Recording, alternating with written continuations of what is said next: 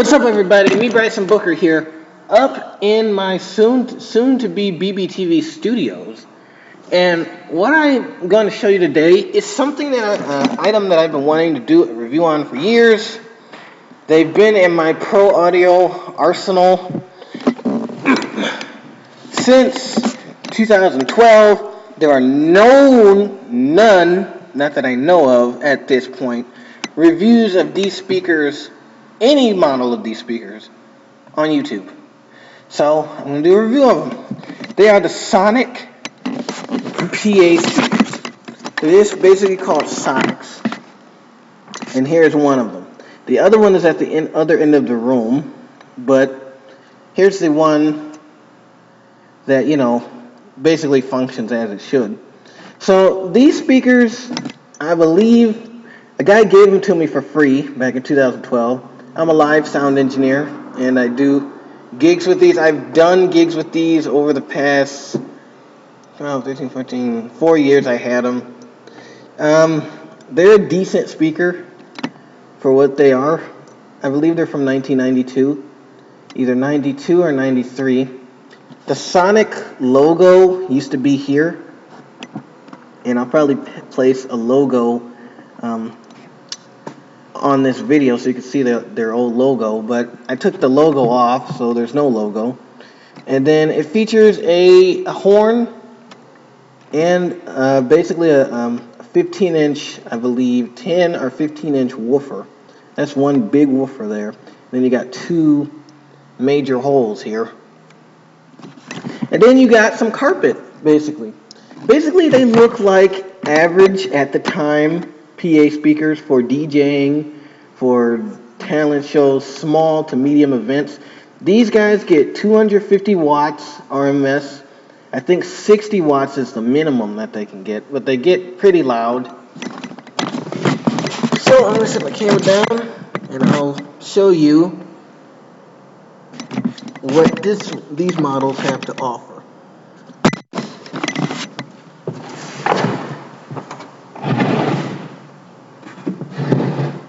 They're heavy, and basically most of that weight comes from the thick carpet that's on these things, as well as the woofer that's in them.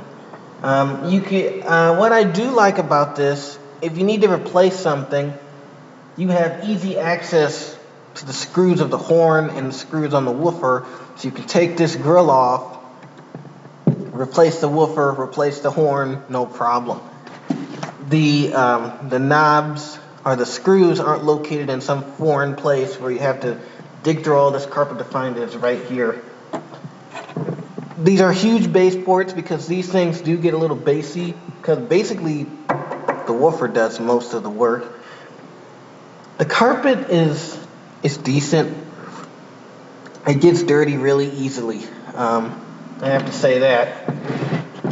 On the sides, you do have handles, but I hate these handles. I hate the handles like this because they don't have a strong grip. They slip out of your hand. It's unbelievable. And these things weigh a good pound. They're actually pretty darn heavy for what they are, considering that they only have basically foam, a speaker, and a tweeter in them. They're heavy.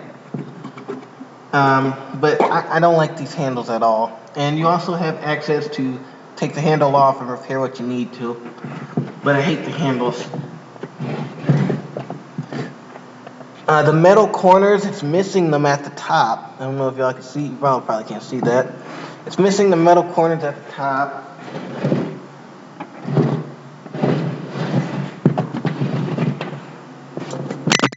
Another thing that I don't like is these types of jacks. They were common in mainly late 80s. If you get any speaker from the 80s or early 90s, you basically saw these types of connections. 1/4-inch connections, which you're fine. But I wish it was like crossover typed, where you got the input plate instead of just the inputs themselves. Because these inputs weren't sturdy as the ones you would find maybe on an input plate for, let's say, a newer PV speaker. This just has the jacks themselves with a metal piece around it. And I don't know if you guys can see that. Let me see if I can focus it. But one of the jacks are missing. That's why there's a cord going in here, because this jack is missing. And that's basically due to the jacks not being that sturdy. So yeah, you can unplug stuff and plug stuff in, but to me the jacks aren't really that sturdy. So this speaker in particular has to be daisy chained only, or if you just want to run one speaker with an amp, you can do that. But I can't daisy chain any more speakers to this because this jack is broken. But on the other speaker, the jack is still there. You also got some scratched off information about the speaker, and I'll read it to you. These guys are really hard to find. A lot of Sonic products, Sonic loudspeakers. I think they were a division of Pioneer, I believe. They were decent speakers for what they were. They weren't the best, but they were good. And some rumors that I'm hearing about these claim that they have Electro Voice drivers in them. I don't believe that. I believe that Sonic made their own drivers and put them in here, but it couldn't be Electro Voice. Couldn't be. At least not in this model. Couldn't be Electro Voice speakers in here. But I'll try to read this for you. This is the model SM-15, 15-inch woofer. That basically says it right there. The SM-15, so it has a 15-inch woofer. It also says /SC200. I'm not sure what the /SC200 means, but I do know it's the SM-15, and that basically says enough. The impedance is 8 ohms. The minimum power it'll take is 25 watts, so I was wrong. The minimum power is 25 watts. The maximum power is 250 watts. And then it says Sonic Inc. Cuddy, I can't read the town, but it's basically by the Sonic Company.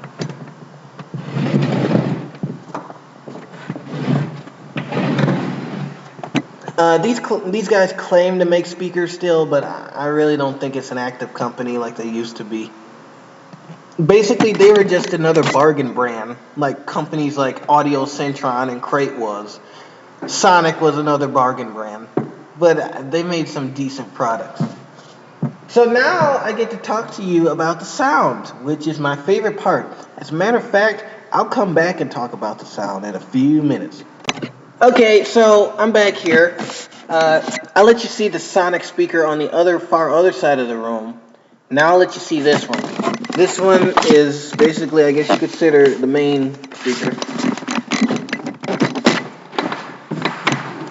It looks identical to the other one. Basically, there's no differences. You can't see because the light is glaring. But it's same speaker, same horn, same woofer, just with 2 connection plates instead of that one. Okay, so now I get to talk about the sound here. By the way, I'm powering these by an old 1991 Tosh Electronics Corp amplifier, which I also will be doing a review on. And that's going out to a Rockville EQ and a Behringer Xenix 802 mixer doing music and microphoning if needed. So, sound. These sound decent for what they are, and as a matter of fact, for that matter, for what they were. The guy who gave these to me used them in a church, and when I got them, I don't really know what happened to this woofer right here. The other woofer can kick some butt. For bass, these guys can kick butt. Well, at least the other speaker over there can.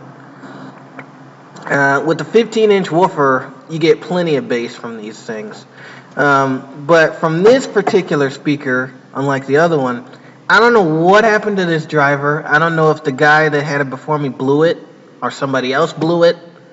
But I'm getting sound from this, but it's kind of like a mid-range sound.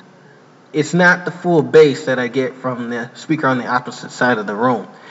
I don't know what's wrong with it, but it kind of sucks, and it's not really the same feeling that you get with both speakers producing bass.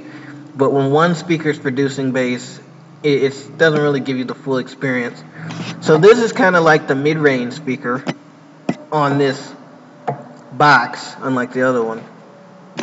The high tweeter works fine. Both tweeters work perfectly. In fact, the tweeters, them being bare, meaning there's no sort of grill like on other speakers on these horns. So they're bare. So that means they're more prone to feedback than with speakers that actually have grills on them, on the horn, woofer, and all. These only have it on the woofer. So when you're using these live, they get kind of tinny, so to speak. So you have to kind of EQ those highs to a way where it doesn't get so sparkly until you lead up to the point of feedback on these. You got to EQ these a lot to get them to sound decent. Well, at least with the highs. The bass is fine, but the highs you got to kind of tweak because the horn can get very, very piercing. I remember one time I wasn't really careful with one of my mics that I had. I was testing these speakers out for a gig before I used it at a live gig. And I was testing it, and my ear was right by this horn. And I think there was a microphone laying on the floor somewhere, and it hit the tweeter. My ear was right there. Let's just say it took a minute for my ear to come back to reality. That's how freaking piercing these get.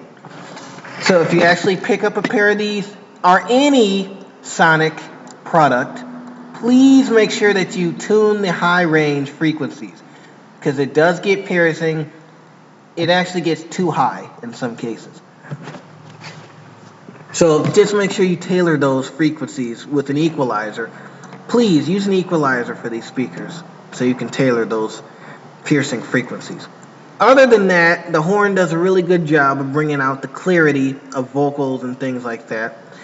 These things lack mid-range. Even though I said that this speaker does some mid-range, they still lack it. Basically, all you're getting from these speakers is highs and lows. Now, the tweeter tries to make up for it by doing both highs and mids, but it doesn't work out that well because the sound tends to get honky and it's not that clear and it's a basic mess. So I only put highs in these, highs and lows, because that's what obviously they were meant for. There's no dedicated mid-range driver for these things. It's basically just the bass and the highs. But they sound decent for what they are. Could they be better? Yes. Could there be better carpet on them? Yes. Could they not have these giant heaping holes where anything, and I mean anything, can fly through and damage the components? There's no net or something protecting these holes. These are bare holes. I bet if I stick my hand in all the way, I can probably touch one of the wires. That's how unprotected these are from the elements. If somebody spilled a drink in this, they're done. The crossovers in there, the woofer, the speaker, everything's prone to accidents because of these giant holes. But that's basically, there was no way to get the bass out that these things produce. And they can thump. Well, at least the one on the other side can. This one used to. They can thump. But if accidents occur, just know that once it gets in here, the speakers are toast and you're done. So basically, that was my I'm sorry it was long, review of the Sonic PA speakers from 1992. Thanks for watching.